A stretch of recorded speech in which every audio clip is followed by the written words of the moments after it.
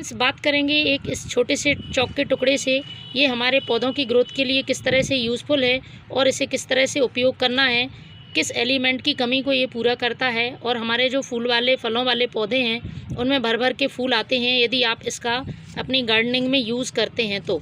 सबसे पहले बात कर लेते हैं इस चॉक में पाए जाने वाले एलिमेंट की, जो कि कैल्शियम होता है और कैल्शियम हमारे प्लांट के लिए बहुत ज़रूरी है, प्लांट के मजबूत जड़ों के विकास के लिए। साथ ही जो उसकी ब्रांचेज़ होती हैं, ब्रांचेज़ की मजबूती के लिए, यदि जड़ मजबूत रहती हैं तो प्लांट की जो शाखाएं हैं वो भी मजबूत होती हैं और उनमें फूल अच्छी तरह से और फल भी अच्छी तरह से लगते हैं।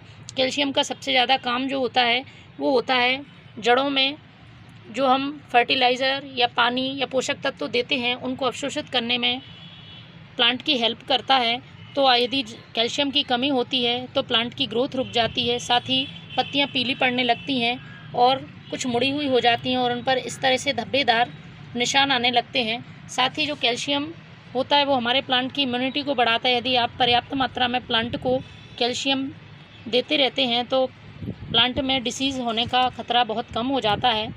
यूँ तो कैल्शियम रिच फर्टिलाइज़र बहुत सारे मार्केट में अवेलेबल हैं, लेकिन मैं आपको बिल्कुल सिंपल तरीके से ये फर्टिलाइज़र बता रही हूँ क्योंकि ये चॉक हर घर में मिल जाती है और हमें इसमें ज़्यादा समय भी नहीं देना पड़ता है इसको बनाने में फर्टिलाइज़र के लिए, तो आप आराम से इसको यूज़ कर सकते हैं। तो ये हमारे गुलाब के प्लांट में, गुड़हल के प्लांट में, किसी भी फूल वाले पौधे में बहुत अच्छी वर्क करती है। साथ ही ये प्लांट की ग्रोथ को बहुत तेज़ी से बढ़ाती है और प्लांट हमारा हेल्दी ग्रोथ करता है और उसमें बहुत अच्छे फूल लगते हैं और कलियाँ भी नहीं गिरती हैं। और जो क्लोरोसिस की प्रॉब्लम है, पत्तियाँ जो पीली पड़ जाती हैं, वो भी नहीं होती हैं।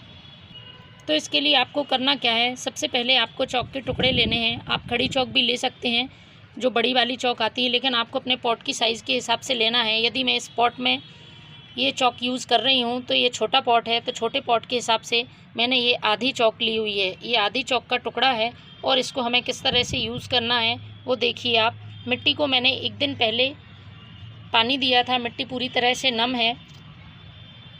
तो इस मिट्टी में छोटा सा हमें गड्ढा बना लेना है और इस गड्ढे में हम इस चॉक का यूज़ करेंगे। तो ये रोज़ प्लांट है, रोज़ प्लांट के लिए मैंने इस पॉट की साइज़ के हिसाब से इतना टुकड़ा लिया है। इस टुकड़े को आपको इसमें अच्छी तरह से मिट्टी में दबा देना है। फ्रेंड्स, ये पानी में धीरे धीरे घुलता रहेगा और हमारे प्लांट को कैल्शियम मिलता रहेगा। ऐसा आप मंथ में एक बार कर दें तो प्लांट को कैल्शियम प्रोवाइड हो जाएगा। इसके बाद इसमें हमें पानी डाल देना है। अच्छी तरह से पानी डालने के बाद फ्रेंड्स इसे छोड़ देना है और ये अपने आप धीरे धीरे मिट्टी में घुलता रहेगा और हमारे प्लांट की जड़ों को मिलेगा और प्लांट में कैल्शियम की आपूर्ति होती रहेगी और प्लांट बहुत अच्छी तरह से ग्रोथ करता रहेगा। तो इस तरह से छोटे छोटे घरेलू उपाय अपना के भी आप अपने प्लांट को हेल्दी रख सकते हैं। Thank you.